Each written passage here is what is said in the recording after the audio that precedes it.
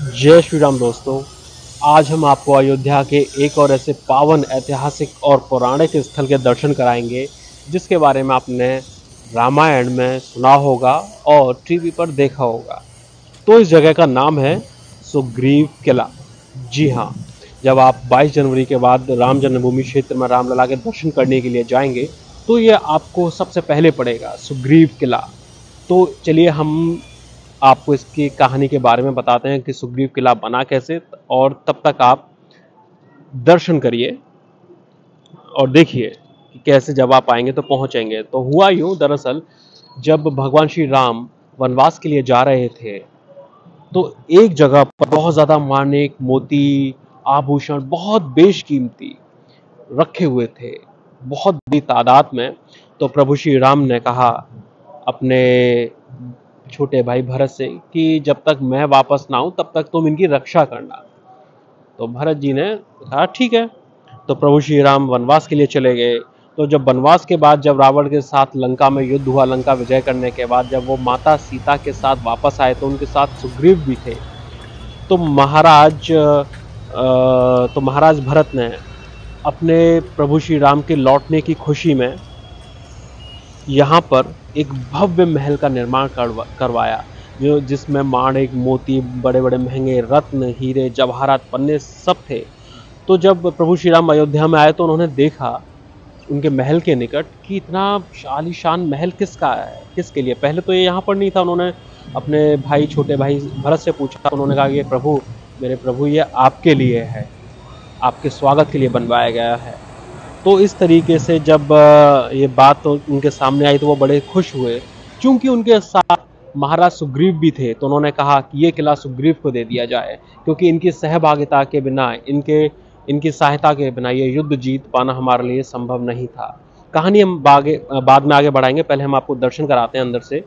ये देखिए, प्रभु श्री राम माता सीता के साथ विराजमान हैं, भरत शत्रुघ्न और लक्ष्मण भी साथ हैं, और ये यहाँ पर सुग्रीव जी हैं, ये देखिए बाहर विराजमान है।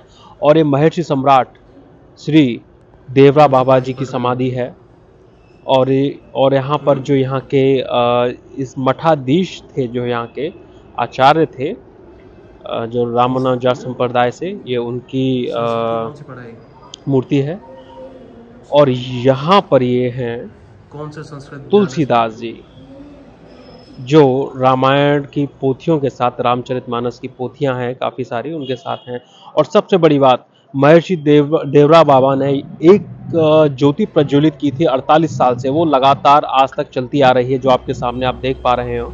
ये यहाँ का प्रांगण है, और प्रांगण में सारे जो यहाँ के आचार्य महंत मठाधीश हुए हैं, उनकी जो इस दुनिया में नहीं है उनकी प्रतिमाएं हैं, और कुछ भगवानों के चित्र हैं। तो हम वापस आते हैं कहानी पर। तो जब सहभागिता के बिना युद्ध नहीं जीत सकते थे तो उन्होंने ये किला महाराज सुग्रीव को दे दिया। तब से इस किले का नाम सुग्रीव किला।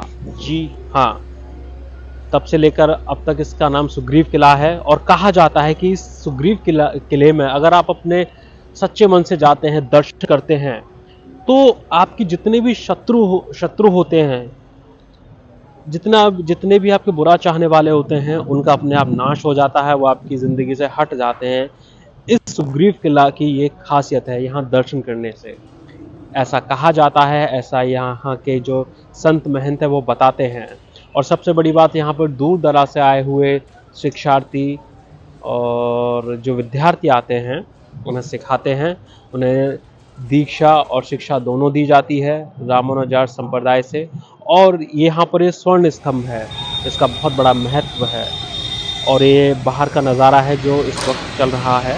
और जब भी आप रामपथ पर जाएंगे तो ये आपको मेन गेट इस तरफ से मिलेगा, इस बार से। तो इसमें भी थोड़ा बहुत बदलाव हुआ है। तो दोस्तों, ये था सुग्रीव किला और ये थी इसकी कहानी। तो जय श्री राम।